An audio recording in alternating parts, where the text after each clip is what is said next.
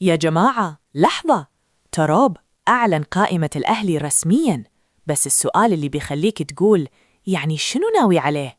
لأن الأسماء هالمرة ثقيلة مثل حقيبة سفر قبل نهائي.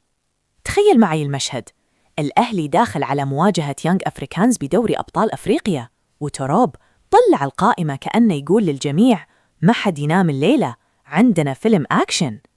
تدري شنو اللي صار؟ تراب أعلن قائمة الأهلي وفيها أسماء لو تجمعهم بمكان واحد تحس الملعب صار زحمة نجوم. بس المفاجأة مو بس مين موجود، المفاجأة مين ممكن يقلبها في آخر لحظة. أول شيء، تروب جهز الكتيبة لموقعة يانغ أفريكانز، والموضوع مو مباراة عادية، هذه مباراة تقول لك يا تثبت نفسك يا تسمع ضجيج الجماهير لين بكرة. وبعدين نروح لوسط الملعب، المكان اللي يصير فيه الهوش الحقيقي. القائمة فيها محمد علي بن رمضان، مروان عطية، تريزيجيه، أشرف بن شرقي، إمام عاشور وأليو ديانغ. يعني لو الوسط ذا اشتغل صح، الخصم بيحس نفسه داخل متاهة، كل ما يطلع من جهة يرجع ينحاصر من جهة ثانية.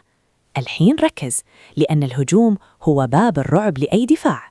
تروب حاط قدام محمد شريف، حسين الشحات وأحمد، وهني تجيك اللقطة اللي تخليك تقول لا، يعني فعلا بيبدون بهالأسلحة.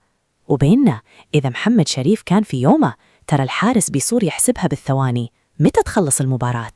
تخلى اليونغ أفريكانز يشوفون أسماء مثل تريزيجيه وبن شرقي وإمام عاشور في نفس القائمة، أكيد واحد منهم بيهمس للثاني يا أخي هذول جايين يلعبون ولا جايين يسوون عرض ألعاب نارية.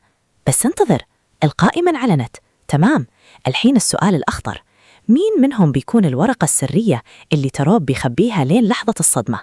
إذا تبي تعرف التشكيلة المتوقعة ومين الاسم اللي ممكن يفجر المباراة من أول لمسة، اشترك وخلك معانا، لأن بكرة عندنا خبر ممكن يخلي جمهور الأهلي يقول مستحيل صار هالشي.